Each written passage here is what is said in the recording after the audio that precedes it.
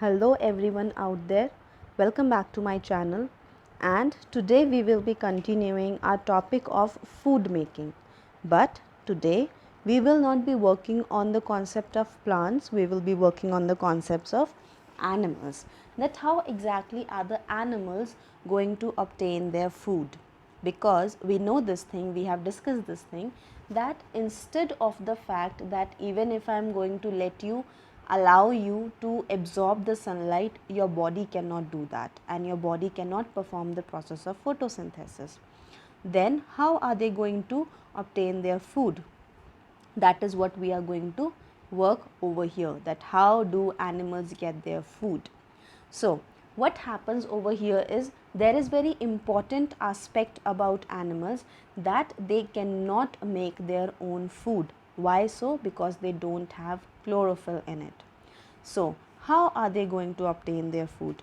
They are going to obtain it from other plants and animal sources. So that is why they are dependent on the plants for their food. Now, on the basis of this thing, that what kind of food are we talking about? That means what exactly a particular organism likes to eat. I hope you remember the poem which we started at the first particular class of this particular chapter, where we were talking about the food habit of lion, deer and parrot. So there we were saying a little about the eating habits of different kinds of organisms. Now, on the basis of this thing, that what kind of habits does a particular animal follow, they are categorized into three major categories, and these categories are herbivores, carnivores and omnivores. Now what exactly does these particular terms means? So let's get into it. The very first term that we have is herbivores. Now herbivores are basically the organisms which love to have herbs. Herbs is basically an alternative for the plants and plants products.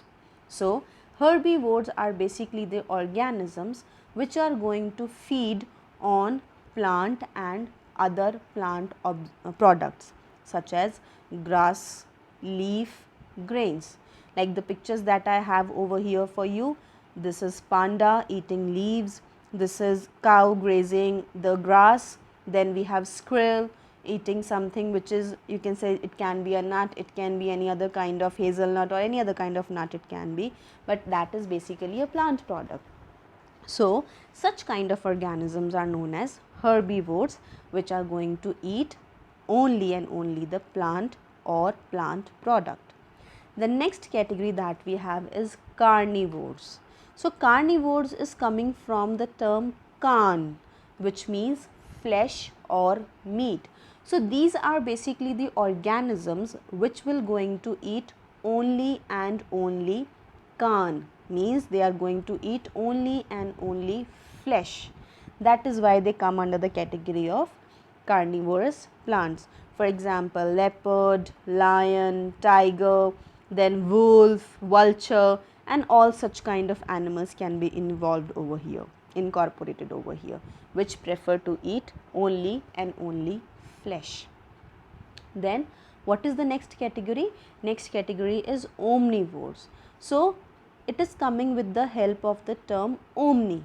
Now what is the meaning of omni? It means something which is everywhere, but over here it means something which is in between or something which is neutral.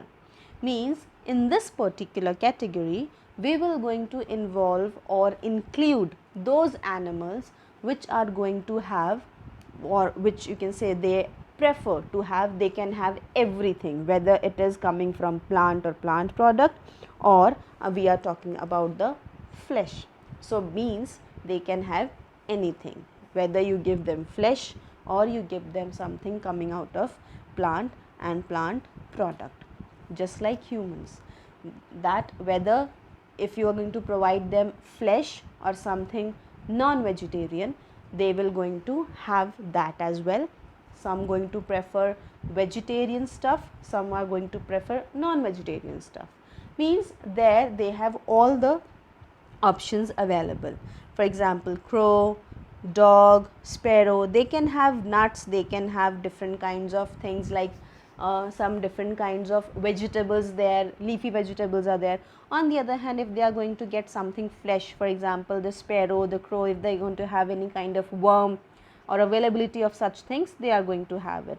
Same goes for the dogs as well. They like to have biscuits, they like to have different kinds of other things, or the food that you are making at your home. On the other hand, if you are going to provide them bone, flesh, they will love to have it.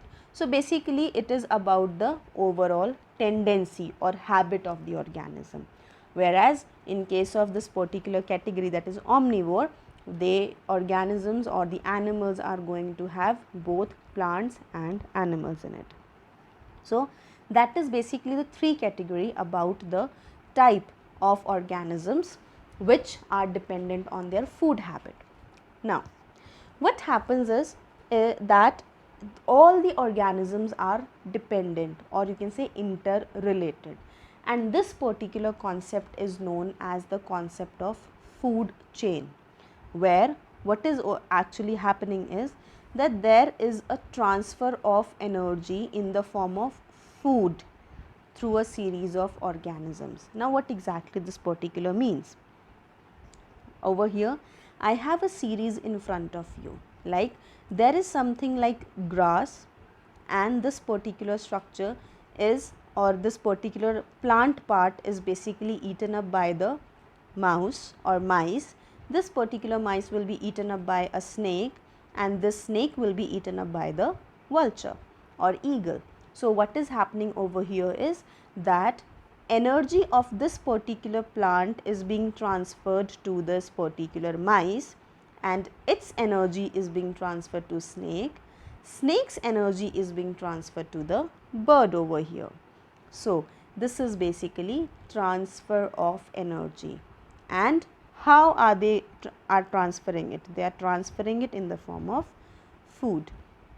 Now there's another example, like this particular flower will be eaten up by a snail, the snail will be eaten up by the frog, and the frog will be eaten up by the fox.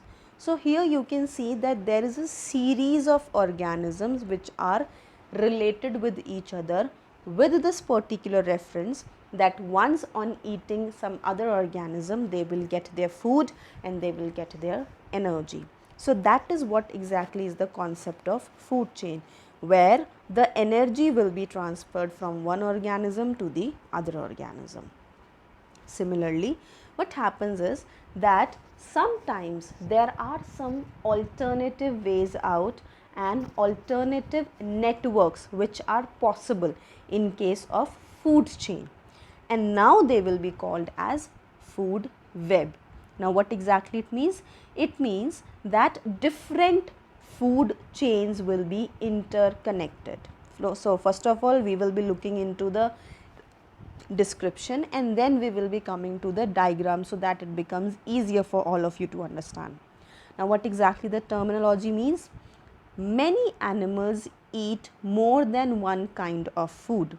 For example, humans, we can have something which is coming from plant, and we can have something which is coming from some other organism. That means we do have choices. Similarly, when the same process is happening inside the nature, those organisms also have choices. That is what exactly comes up here, that different animals are going to have different kinds of food for themselves. So different kinds of linked food chains exist in nature. Linked food chains means they are interconnected with each other. Now what happens is, what is the important aspect over here? That the food chain cannot operate, they do not operate in isolation. It is very, very important that one particular food chain cannot exist in solitary, it cannot exist in isolation, that there is no alternative to that. That is not at all possible, because every time there is an option available, there is an alternative way out available into the nature when it comes to food. and the concept of food chain. Now, so what happens is there is a network of interconnected food chains which is known as food web. So now we are coming to the particular diagram so that it becomes quite easier for us. First of all, we will be looking into this particular diagram, that over here a green plant is given. It is basically given as a reference that it can be any kind of green plant. Now let us say this green plant is eaten up by this goat. Now this goat can be eaten up by a jackal or a lion. That means here we have an alternative path. Then this particular jackal can be eaten up by the lion. So in this particular pathway where I am tracing it from tree to goat to lion, here there are only 3 organisms involved in the chain. On the other hand, if I am going to trace this one, tree, goat, then jackal and then lion, here total 4 organisms are involved, and they are interrelated because a goat can be eaten up by a lion whereas it can be eaten up by a jackal, and lion can have jackal instead of goat. Lion can have a cat instead of a goat. Similarly, it can have some other organism instead of jackal, goat or wild cat. It can be some other wild animal. That means a particular organism always have a choice that what exactly it wants to eat. Similarly, this particular tree can be you can say consumed by this particular goat, it can be consumed by a rabbit, it can be consumed by a mice, it can be consumed by a snail or some other any other kind of herbivorous animal. That way what happens is that there will be an interrelation between different chains, because first chain is plant to goat to lion, second chain plant to goat, jackal, lion, next plant, rabbit, jackal, lion, next plant, rabbit, wild cat, then lion.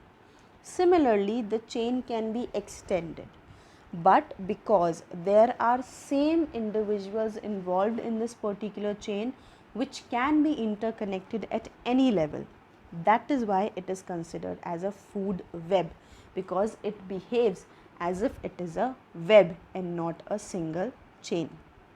And with this particular thing, we are now coming to the last topic of the particular chapter, that is how are the animals and plants interrelated, or how are they interdependent on each other.